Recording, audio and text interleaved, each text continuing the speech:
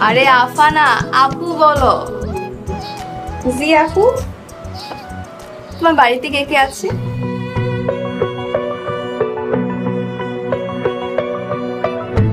আচ্ছা ঠিক আছে।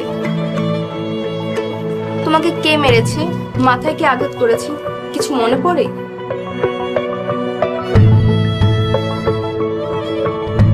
ওকে ওকে বাদ দাও, আর মনে করতে হবে না। যদি মনে পড়ে তাহলে আমাকে বলো। আচ্ছা আপু। বাহ, তুমি তো পারছো। আস্তে আস্তে সব পেরে যাবে। আচ্ছা রানী, তুমি কি লুডো খেলতে পারো? না পারি না। আচ্ছা, আমি তোমাকে শিখিয়ে দেবো কিভাবে লুডো খেলতে হয়। তারপর আমরা লুডো খেলবো, খুব মজা। চল।